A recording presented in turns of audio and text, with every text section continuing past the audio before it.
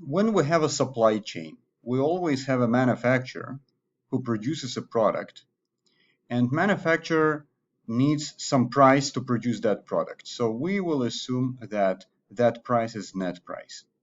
So N is net price. Net price is the price that manufacturer has to pay to produce a product. Manufacturer never produces a product out of air, and they always have to invest some amount of money to produce a product. So that amount of money that manufacturer would pay would be N. And the price that manufacturer would like to sell that product for would be L, which is list price. Of course, list price should be higher than N because manufacturer would like to make money. L, so I can write it like this, L should be always higher than N. Well, another way to write this fact, another way to write that L is bigger than N is basically this. I can say that list price 1 minus some discount would be net price. So we already know about reducing prices by some percent. So in this case, D would be discount rate. Okay? So because list price is bigger than net price, we can actually discount this list price by the discount rate D and get net price. Let's take an example. So for example, manufacturer would like to have list price to be $100 and manufacturer would like to spend $70 to produce that product. Okay, so what customers pay would be $100 and what manufacturer pays would be $70. So what is D in this case? It's going to be 0.3, right? So L 1 minus 0.3 is going to be N in this case. Why? Because we have 100 discounted by 30% would be 70, right? So when we talk about list price and net price, we always talk about some discount which separates list price and net price. So like in this formula here. Now, all this defines a supply chain. What supply chain means is that manufacturer would produce a product, manufacturer would spend N on that product, which is a net price. So in a supply chain, manufacturer would spend some amount for the product. So then manufacturer would give this product to some distributor, for example. So this is manufacturer. So then manufacturer would be giving this product to a distributor. So let me write it here, distributor. Okay. Of course, distributor will have a higher price, right? So manufacturer will spend net price for the product. So then distributor will have to spend more price, right? So that manufacturer makes the profit. And let's say they would pay L1 price, okay? So then distributor would give this to wholesaler. And again, wholesaler has to pay a bigger price, which is L2, bigger than L1. And then wholesaler would give it to retailer, right? L3. And a retailer would give it to customer.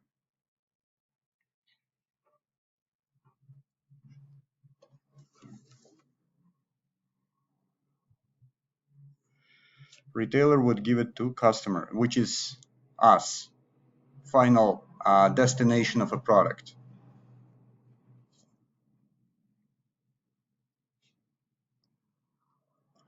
Which is going to be L list price, like the final L4, or which is the same as list. The L is the list price that we pay. That's the ultimate price. Manufacturer's suggested retail price, also it is called, right? So this L is also known as manufacturer's suggested retail price. So as you can see, we have we start with net price. That's the price manufacturer pays. Then manufacturer would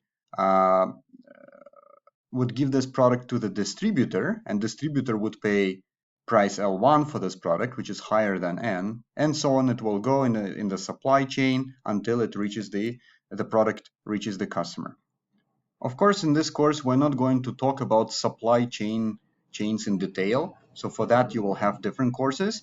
But what we are concerned here is about mathematics of what is going on here.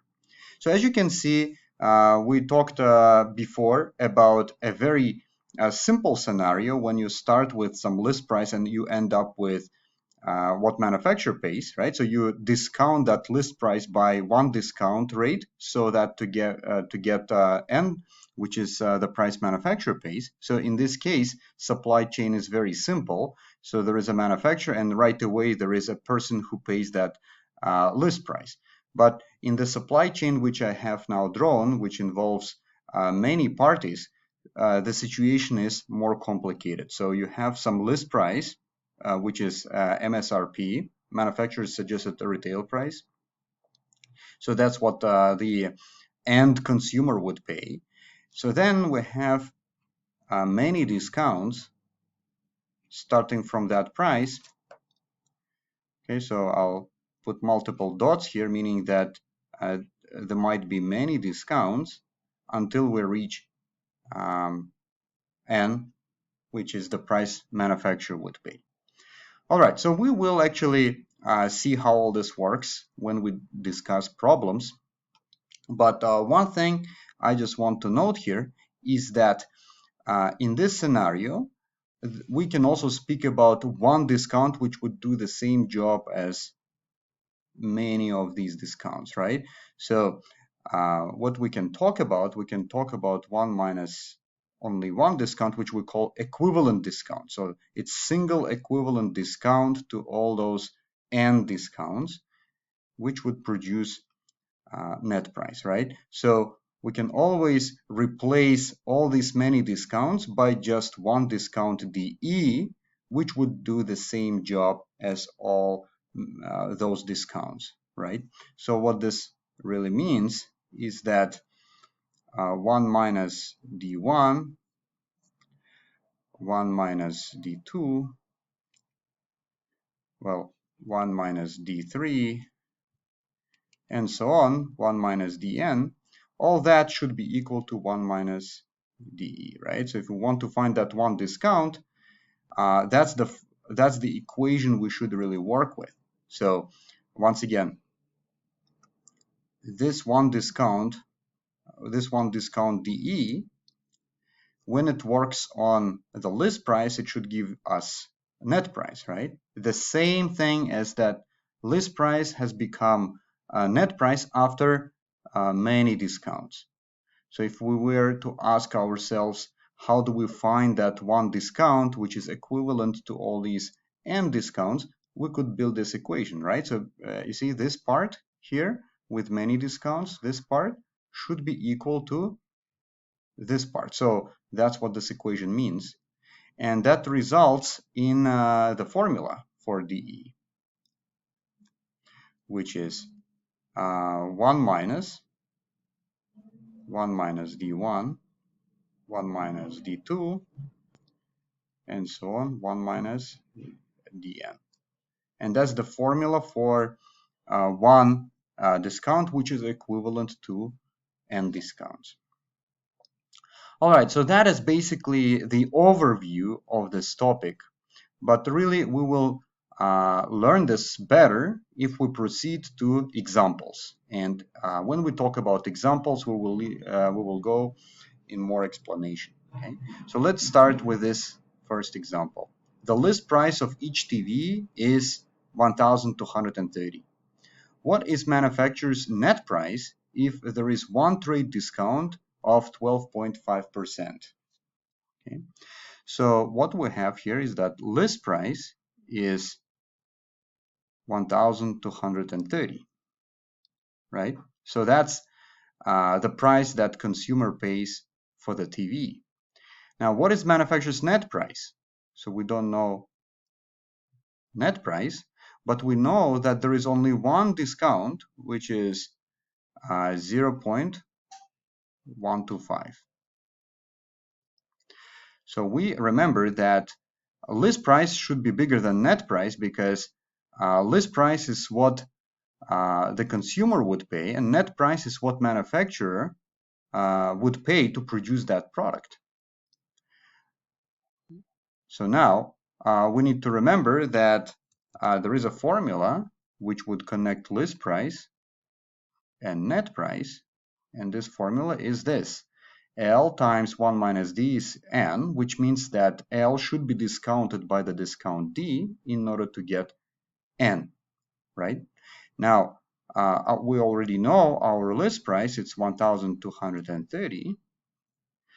1 minus 0.125 would give us net price, which we don't know. So now we simply solve this, and we obtain that N is going to be 1,076.25.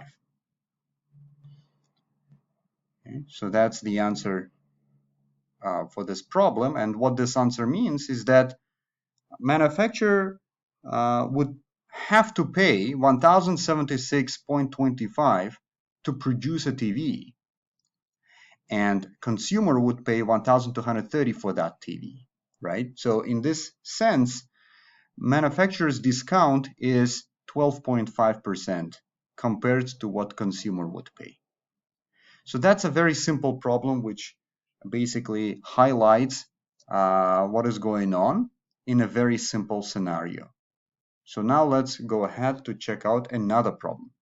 A supply chain has 3 discounts. So now our supply chain is a little bit more complicated. We have 3 discounts. What this means is that in our supply chain, manufacturer and end consumer are not connected straight away. There are other players in the supply chain which basically are engaged. So this could be a distributor, wholesaler, retailer. So we do have 3 discounts, 12%, 8%, and 5%. So we have a couple of questions here. If the net price of a product is $500, what is the list price?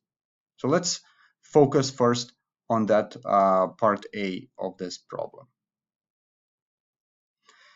Well, we know that there are 3 discounts here, right? So let's write that formula. So we have list price, which is 1 minus D1, 1 minus D2, 1 minus D3. So there are 3 discounts, and then we get our net price. So here we can read in this problem that the net price of the product is $500. So this net price is $500, right? So we already know that net price is $500.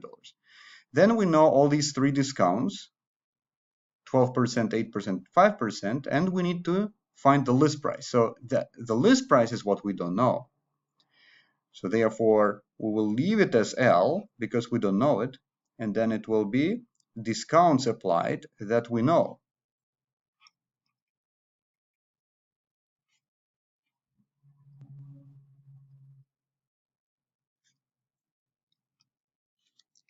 So here you go. We have an equation where there is something we don't know, and everything else we know, right? So basically, what I can do, I can say that all this factor here, we can call it A, okay? So whatever that is just a letter that we use to designate all this part, and L from here can be easily found by $500 divided by this A, right? So we will be now computing this A and using this A in finding L, the list price. So the list price here is found as $650.09.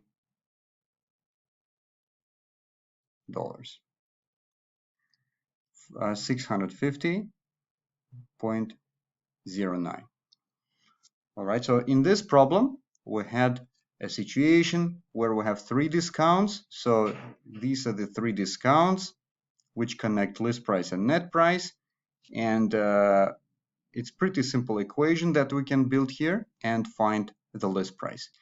Let's now look at part B. What is the single equivalent discount rate? So in other words, that part B is about finding DE. So part B here. So we actually need to find DE. And what is DE? DE is one discount which does the same job as the 3 discounts, right? So by the way, let's find this in 2 ways. There are 2 ways to find it in this problem, right? So what one discount would be applied for 650.09 to become 500, right? So you see, so we want to find DE, which is one discount which does the same job as many discounts. So therefore, applying this one discount to our list price should be giving us this net price, $500. So from here, we will be finding DE.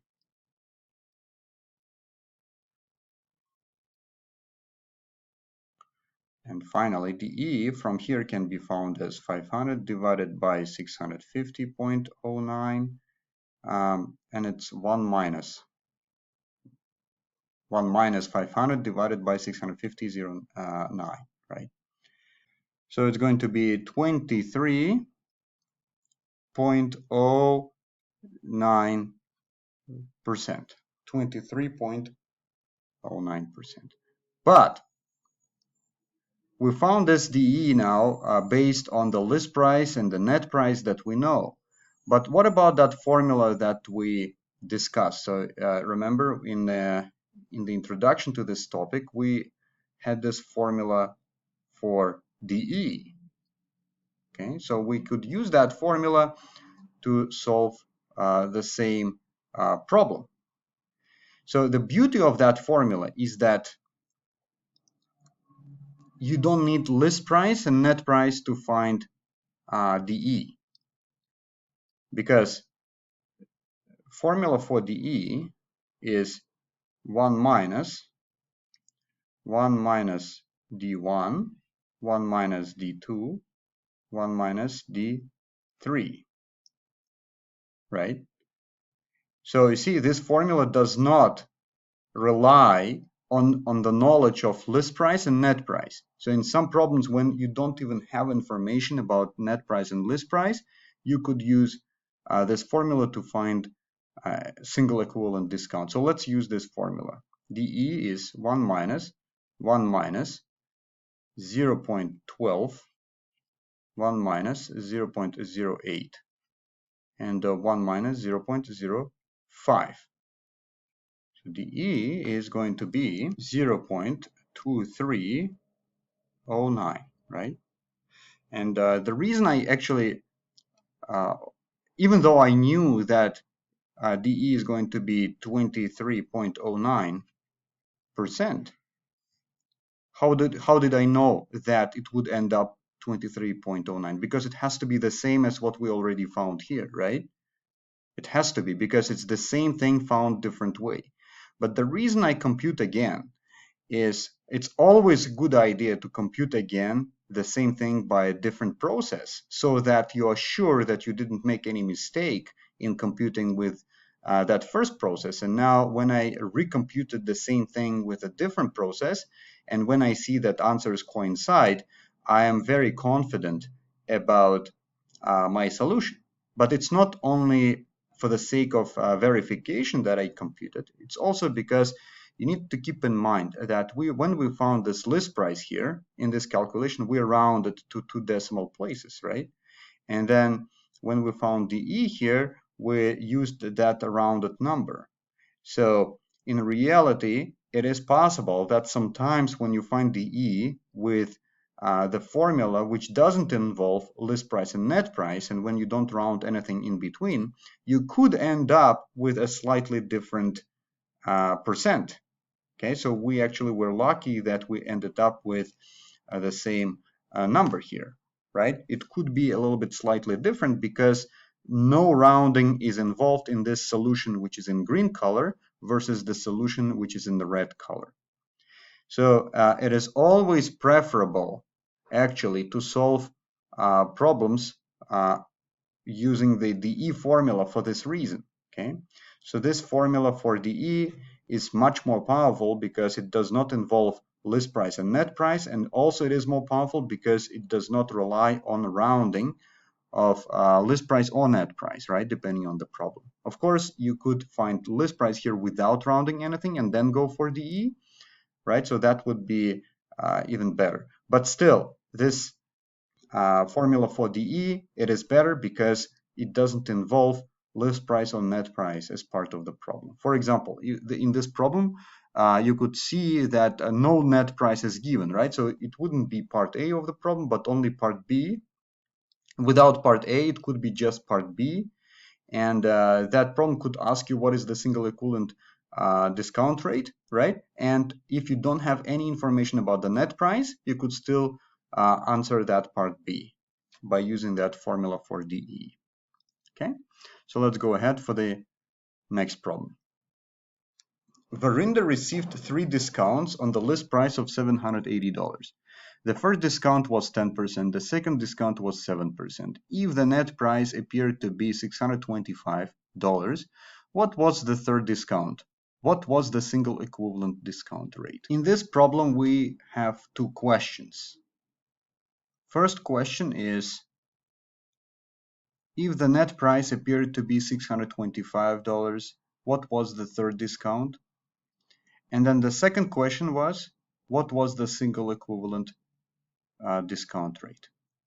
Let's start with the first question, which is, if the net price appeared to be $625, what was the third discount?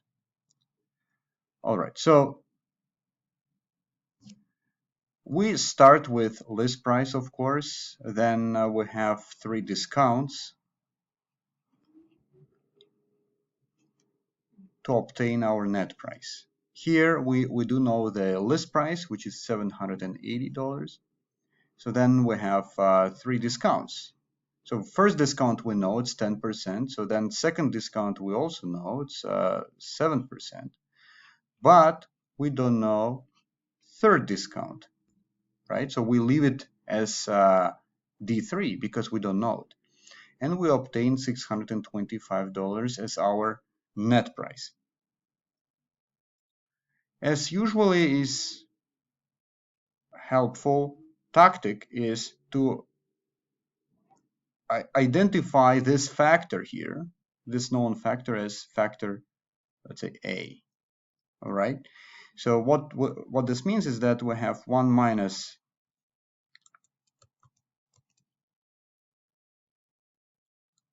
D3 is 625 divided by A, right? So remember, we know this A actually, right? So we can compute it always. So 1 minus D3 is 625 divided by A, and this means that D3 is 1 minus 625 divided by A, right? So let's go ahead and compute this D3. So D3 is this, 0.04267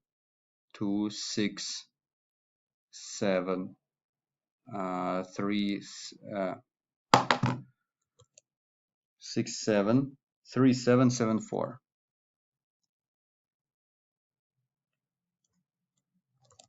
74. So 0.042673774. For the purposes of answering first part of the problem, we can say that it's 4.27%.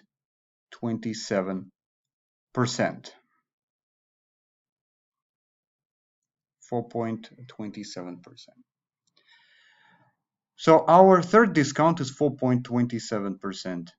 And we need still to answer that second part of the problem. What was the single equivalent discount rate? Now, in order to answer that second part of the problem, we will be using this formula dE. Okay? So it's 1 minus d1, 1 minus d2, 1 minus d3. So let's use this formula. dE is 1 minus 0.1, 1 minus 0.07. But here I'll just write 1 minus d3. Why? So this d3 we already know right here, right? So that's d3. You see, I'm not going to use this rounded value because I know d3 more precisely. So I'll be using that full precision for d3. Okay. The problem is that if I use this rounded value, 4.27%, the dE would not be correct, okay, because it would be a rounded dE. Because I know more about d3, so I'll be using all information about d3. So let's find dE is 0.1987, rounded already, right? So it's 19.87%.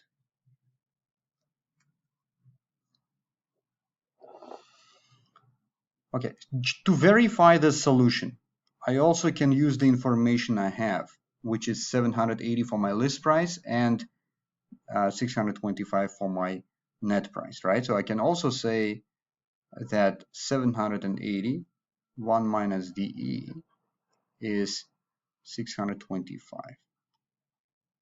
Okay, so dE is single equivalent discount rate, so it should do the same job as all the three discounts. Therefore, this equation is valid, right? And we will find dE, which is 1 minus 625 divided by 780.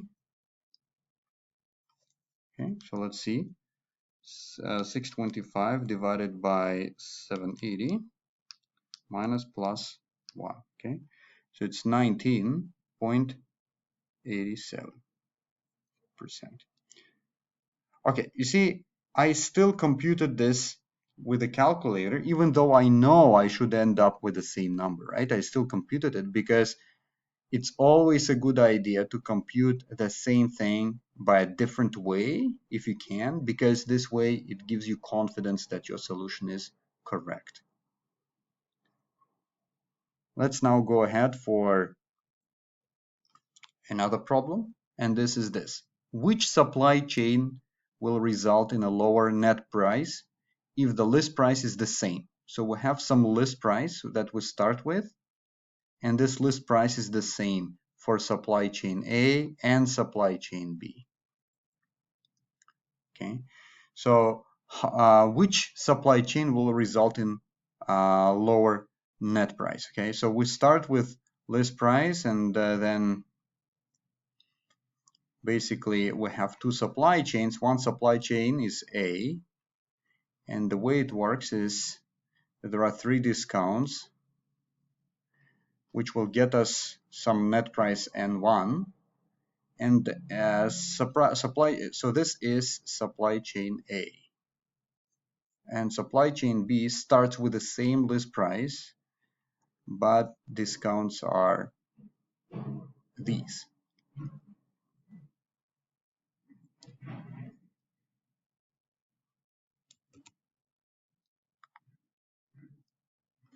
Okay, and we should be getting some N2. So the question is, when is the net price lower? Okay, is N1 lower or N2 lower?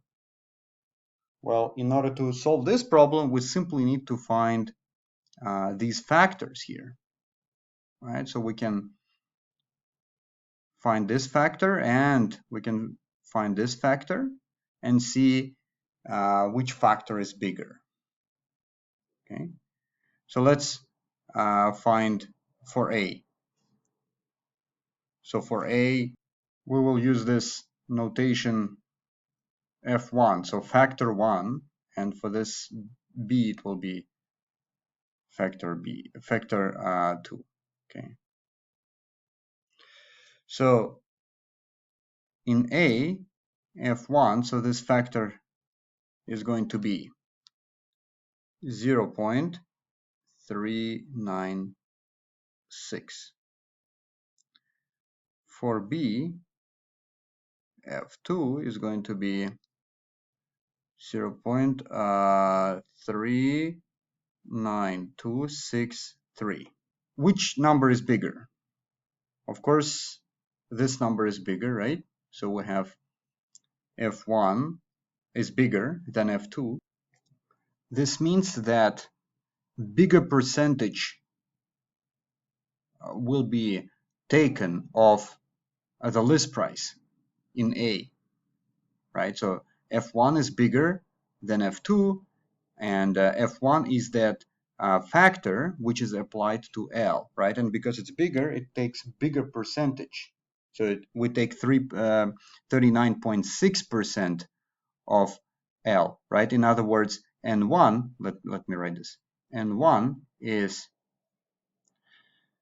39.6% of L, right? And then 2 is